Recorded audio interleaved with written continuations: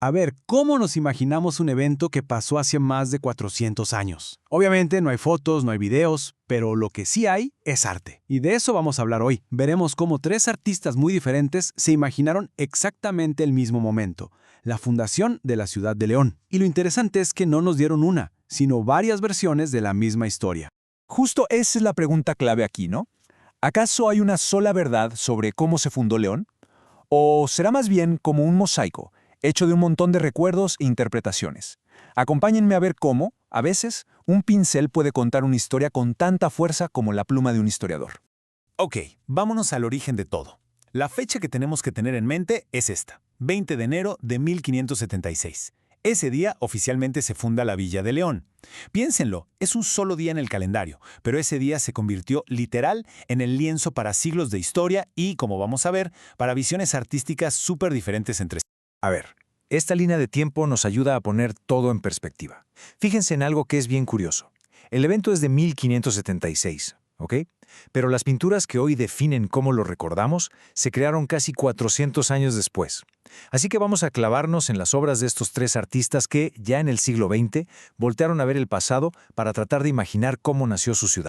Bueno, ¿por dónde empezamos? Pues por la versión que, muy probablemente, es la más famosa de todas, la que digamos se quedó en la mente de la gente como la imagen oficial de la fundación. Hablamos de la obra del maestro Manuel Leal Guerrero.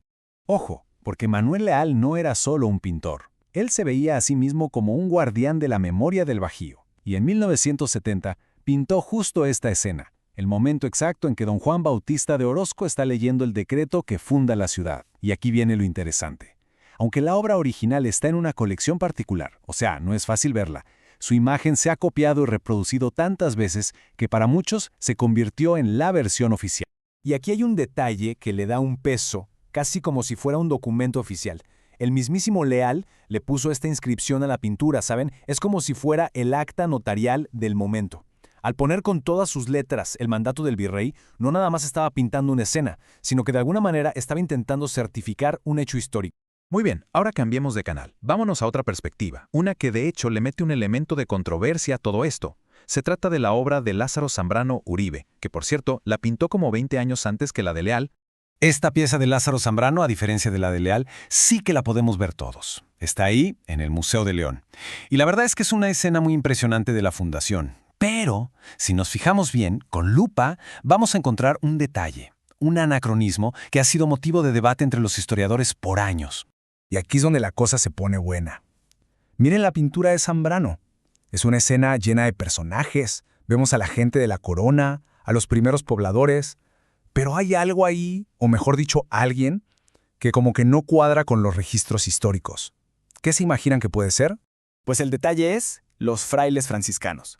¿Ven cómo la pintura de Zambrano los pone ahí, en el mero centro de la fundación en 1576? Bueno, pues el problema es que los registros históricos son súper claros. Los franciscanos llegaron a León hasta 1588, 12 años después. Entonces, ¿por qué los pintó ahí? Quizás fue una forma de reconocer la importancia que la orden religiosa iba a tener en la ciudad más adelante. Es una de esas libertades artísticas que mezclan el dato duro con la identidad cultural que se formó con el tiempo. Perfecto. Y con esto llegamos a nuestro tercer artista, Jorge Barajas Álvarez. Con él vamos a ver otra cara del arte, una que tiene que ver más con la celebración, con la fiesta cívica. 400. Pensemos en ese número. 400 años. O sea, no es un aniversario cualquiera. Es un momento importantísimo que pide a gritos una celebración que pase a la historia. Y claro, el arte tenía que jugar un papel protagónico. Y pues así fue. Justo en 1976, para festejar esos 400 años, el artista Jorge Barajas montó una exposición enorme con su propia visión de la fundación. Y aquí notamos cómo cambia el propósito del arte, ¿no? Ya no se trata nada más de documentar o de interpretar, ahora se trata de celebrar, de unir a toda la comunidad en una misma fiesta. A Jorge Barajas le decían el cronista visual del León. Y fíjense, aunque él no nació ahí, se sentía leonés de corazón. Por eso, su exposición en la presidencia municipal fue mucho más que una simple muestra de arte. Fue un verdadero regalo para la ciudad que tanto quería. Nos demuestra perfecto cómo el arte puede ayudar a construir y a fortalecer el orgullo de toda una comunidad. Ok, entonces, a ver, tenemos tres visiones muy distintas. La de Leal, que es como la documental, la de Zambrano, que es más simbólica y hasta controversial, y la de Barajas que es pura celebración. ¿Qué pasa cuando las ponemos todas juntas? Vamos a atar cabos. Pues lo que estas tres obras construyen es algo que los expertos llaman memoria visual. Y aquí está la clave de todo, ¿eh? A veces, la exactitud histórica no es lo más importante. El verdadero poder de estas pinturas está en cómo logran guardar y pasar de generación en generación una idea de la identidad de un lugar. No importa si son 100% fieles al dato. Así que, al final del día, la lección es esta. Las obras de Leal, de Zambrano y de Barajas no son nada más pinturas sobre un evento de 1576. Son, en realidad, espejos. Reflejan cómo la ciudad de León, en distintos momentos del siglo XX, decidió verse a sí misma, cómo quiso recordar su propio origen y cómo eligió celebrarlo. En pocas palabras, nos cuentan la historia de cómo se cuenta la historia. Y todo esto nos deja con una reflexión final, ¿no? La próxima vez que veamos una pintura en un museo o una estatua en una plaza, recordemos que no es solo decoración. Son como capítulos de esa memoria visual colectiva.